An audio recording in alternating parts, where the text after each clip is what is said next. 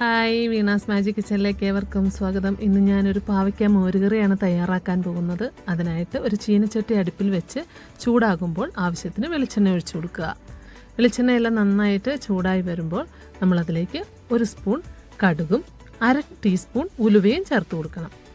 കടുകും ഉലുവയും പൊട്ടിയതിന് ശേഷം അതിലേക്ക് 3-4 ഉണക്കമുളക് കൂടി ചേർത്ത് കൊടുക്കുക.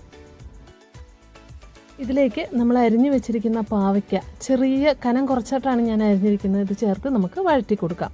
ഞാൻ 2 പാവയ്ക്കയാണ് എടുത്തിരിക്കുന്നത്. ഇടത്തരം മുഴുപ്പിലുള്ള 2 പാവയ്ക്കയാണ് അരിഞ്ഞെടുത്തിട്ടുള്ളത്.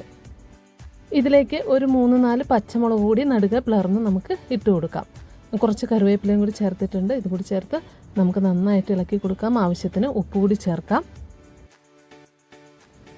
നമുക്കിത് മൂടി വെച്ച് വേവിച്ചെടുക്കാം. നമ്മളിതിലേക്ക് മഞ്ഞൾപ്പൊടിയോ മുളക് പൊടിയോ ഒന്നും തന്നെ ചേർക്കുന്നില്ല.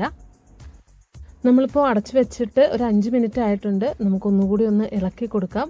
നമ്മുടെ പാവയ്ക്കൊക്കെ ഒരു പകുതി വേവായിട്ടുണ്ട്. നമുക്കൊന്നുകൂടി അടച്ചു വെച്ച് ഒരു 5 മിനിറ്റ് കൂടി വേവിച്ചെടുക്കാം. ഈ സമയത്ത് നമുക്കൊരു മിക്സിയുടെ ജാർ എടുത്ത് അതിലേക്ക് 1 കപ്പ് അളവിൽ തേങ്ങ, 1 കപ്പ് അളവിൽ കുറഞ്ഞ പുളിയുള്ള തൈര് നമുക്ക് ചേർത്ത് കൊടുക്കാം. ഒരുപാട് പുളി വേണ്ട. കുറച്ച് ജീരകം കൂടി ചേർത്ത് നന്നായിട്ട് അരച്ച് മാറ്റി വെക്കാം.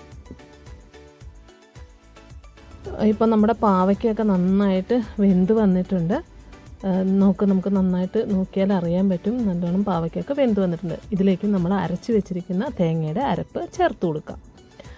ഒരിക്കൽ കൂടി പറയുകയാണ്, നമ്മളിതിലേക്ക് വേറെ മസാലകളൊന്നും തന്നെ ചേർക്കുന്നില്ല. മുളക് പൊടിയോ മഞ്ഞൾപ്പൊടിയോ ഒന്നും ചേർക്കുന്നില്ല. നമ്മൾ തേങ്ങ അരച്ചത് ആണ് ഇതിലേക്ക് ചേർക്കുന്നത്. തേങ്ങയും തൈരും കൂടി അരച്ചത് ചേർക്കുന്നുണ്ട്. അതിലേക്ക് ഒരുപാട് വെള്ളവും ഒഴിക്കുന്നില്ല. നമ്മൾ ആ മിക്സിയുടെ ജാറിൽ ഒഴിച്ചിട്ട് ഒരിത്തിരി വെള്ളമേ ഒഴിക്കുന്നുള്ളൂ. ഇത്രയും തന്നെ മതി. ഈ ഒരു കൊഴുപ്പിൽ കഴിക്കുന്നതാണ് ഏറ്റവും നല്ലത്. നമ്മളിതിൽ പാകത്തിന് ഉപ്പ് കൂടി ചേർക്കുന്നുണ്ട്. ഇനി ഇത് ഒരുപാട് തിളയ്ക്കേണ്ട ആവശ്യമില്ല. ചെറുതായിട്ടൊരു തിള വന്നു കഴിഞ്ഞാൽ മതി. സ്റ്റവ് ഓഫ് ചെയ്യാം. നമ്മുടെ കറി ഇവിടെ റെഡി ആയിട്ടുണ്ട്. നമുക്ക് വേറൊരു ബൗളിലേക്ക് മാറ്റി കൊടുക്കാം.